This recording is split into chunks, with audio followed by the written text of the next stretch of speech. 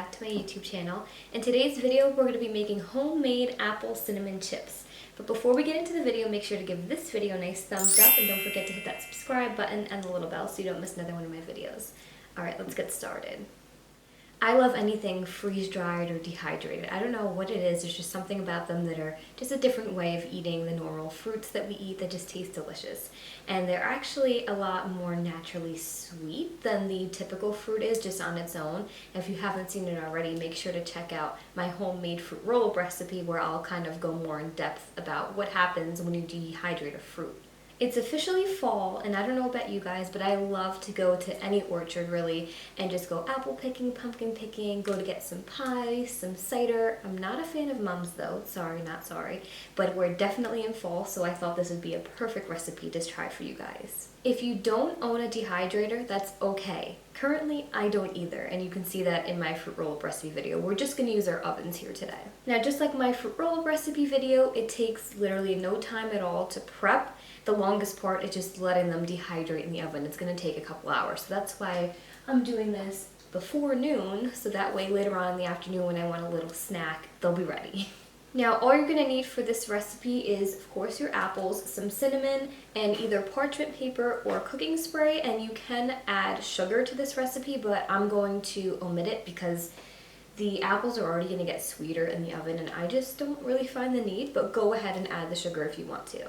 So the first thing that we're gonna do is go ahead and preheat our ovens to 200 degrees Fahrenheit. Make sure there's nothing in there. Oh, yeah, there's stuff in there. Okay.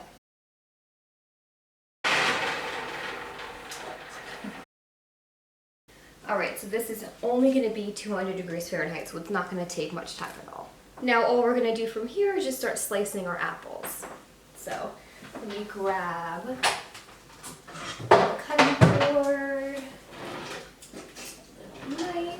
You're just going to slice and core them just like we did in our cinnamon apple recipe video or my apple cookie recipe video, version 1 and 2.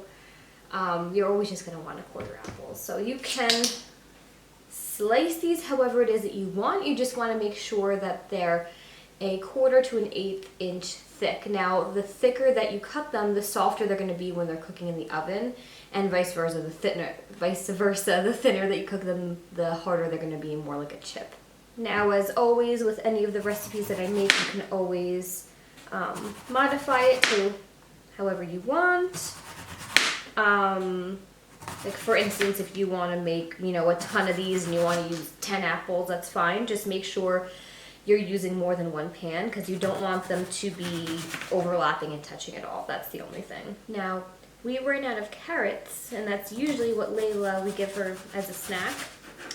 So someone took one of my apples and decided to give it to her. There's our preheated oven. See how quick that was? So I'm only going to be using 3 apples today, but it's fine. And as always, you want to try and make these all the same thickness throughout. Okay, so all of our apples are sliced. Now we're just going to core them, and then we're going to coat them in our cinnamon. And we're all done coring. Oh, we don't want the seed. Okay, so we're just going to take our ring off really quick. Now, like I said, I'm not using sugar, but you're more than welcome to do so, and that's what you would do at this part. I'm just going to toss these around and make sure all of the apples are well coated with the cinnamon. Now obviously if you're using more apples than this, you're going to want to use more cinnamon, but you can always adjust this to your guys' personal preference. You can add whatever other spices that you want if you wanted to add the typical pumpkin spice. You can go ahead and add that too if you want. Okay, so I think we're looking pretty good. Okay, now all we're going to do from here is just take our pan, try and do this so you guys can see, and I'm just going to take our parchment paper. It's easier for me. If you guys want to spray your pan, you're more than welcome to do so. Just going to lay down our parchment paper. And then you're just going to want to literally place all of your apples on the sheet. Now, These aren't going to expand or anything, so you don't have to worry about how close together that you put them, but you obviously don't want them to be sitting on top of each other. So if you find that that's happening, then you just need to go and grab another pan, that's all. And don't worry if some of them broke or you have little slices, it's all gonna taste the same. Make sure you don't have ones that are stuck together either. As long as they're not on top of each other, you guys will be good. Just kind of move these around just a little bit. Add some cinnamon to this one. This one's a little lonely.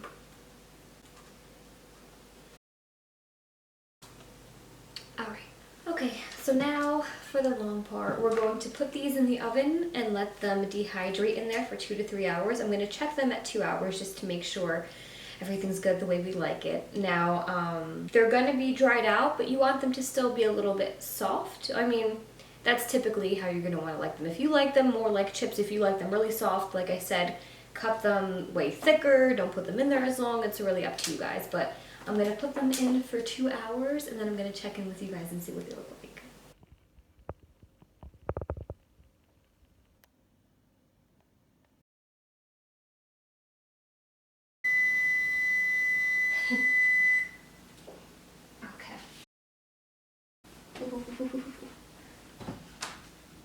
How good does this look?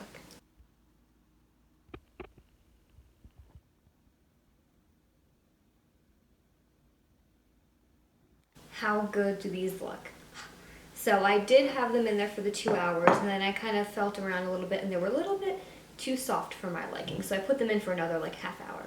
So I'm just going to transfer these into a little bowl, and then we're going to try some.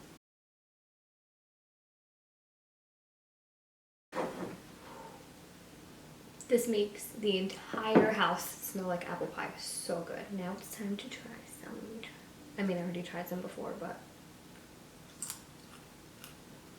Oh, so good, you guys. You definitely don't need the sugar at all. I omitted it completely, like I said before, but if you want to add it, go ahead. But the cinnamon and apple here, and just that little bit of a crunch is just so good. Now, depending on the thickness of your apples, like I said before, is going to depend on how crunchy they are. So I have some in here that were a little bit thicker, some in there that were a little bit thinner, so like a chip, and some of the other ones are super soft. This is the perfect snack for fall, and if you have a ton of apples left over from apple picking, this is definitely one of the things you can use, put them to good use for. So I have these, we have our cinnamon stovetop apples, we have so many different options. We have our mini apple pies, super cute, super healthy, really delicious. The options are just endless with apples. I love them so much. Well, that's all I have for this video today, you guys. I hope you liked it, and I hope you learned something new. If you did like it, make sure to give this video a nice thumbs up, and don't forget to hit that subscribe button and the little bell so you don't miss another one of my videos. If you want to get my exclusive nutrition tips, healthy food recommendations, and delicious recipes just like this one, then make sure to head over to my description box, click the link, and join the fam. Thank you guys so much for watching, and I'll see you in my next video. Bye, guys.